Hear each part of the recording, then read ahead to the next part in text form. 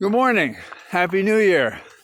Hope you had a good New Year's Eve and you're feeling good today. I had some champagne, but not enough to alter my consciousness in any way special. It's a pretty bad day out today. It's cold, overcast, and right now there's icy rain, which will probably affect the roads, but not by the time I finish my walk. There's a lot of historical comparisons to the House and the Senate right now, and I think it pays homage to past criminals. In New York State, there's an organization called Tammany, which is the old Democratic Party. It was modeled after Indian tribes in their organization in northern New York. And there was a famous spokesperson, meaning he was very transparent to his methods, named Plunkett. And Plunkett said there were two kinds of graft. There was bad graft and there was honest graft. And he practiced honest graft. Well, what honest graft is he even described it. I seize my opportunity and I take some. And what that meant was he would get inside information about one project or other, and he'd take advantage of that.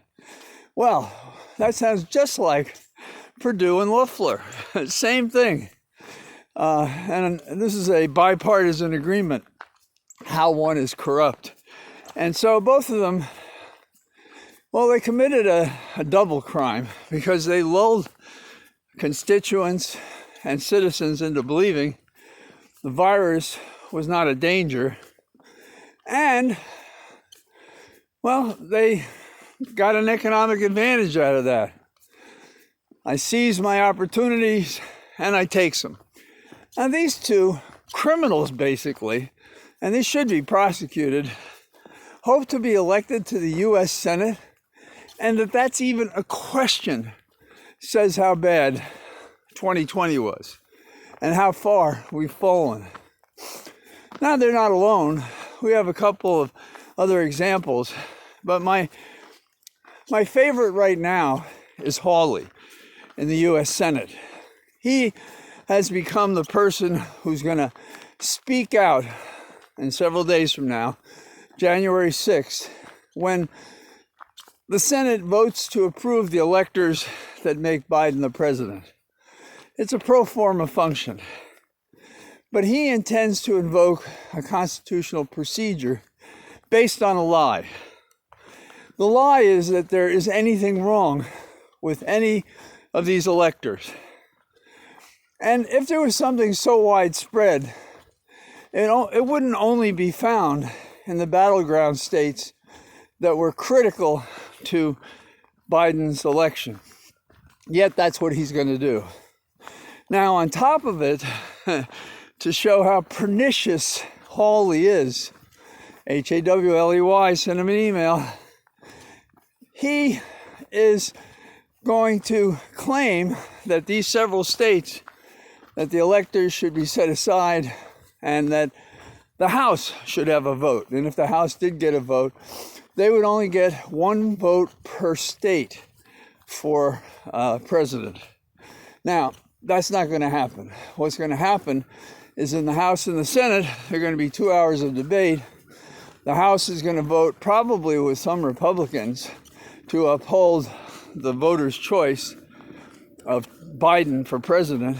And in the Senate, we have several senators, including Sass, who's, just out of his mind with objections about Hawley and these people who would basically be anti-democratic and try to overthrow an election with false information to provoke a vote, and a procedure never meant to be used this way.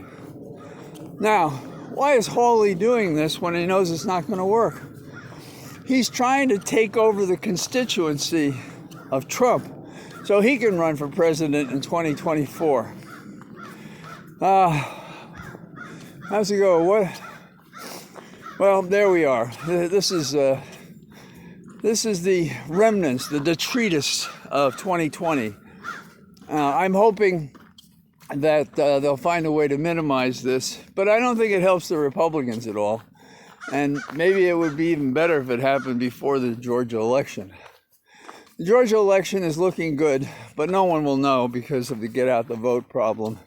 That is, we don't know who will be at the polls, but there's a lot of people who are going for that. So the New Year's has some questions. Gohmert, who's another one of these, I see my opportunity and I take some, is Gohmert, who's brought a case in court to try to give power that the Constitution doesn't to the vice president, so that Pence could, instead of just counting the votes and announcing the result, choose which votes, electors, he should count. It's just nonsense. So we have a couple of speed bumps on the way to the first significant political event in 2021, the inauguration of Joe Biden. And that's sweet, no matter how cold or icy it is out here. That's really good news. So we'll watch the car clown car do its business between now and the early part of January. And whatever Trump can come up in his dying throes of spoiled loserism. And then on January the 20th, a new birth of freedom, so to speak. So get out if you can. It is cold and pretty icy. And I'll see you the second day of the new year on my walk and talk. Bye-bye.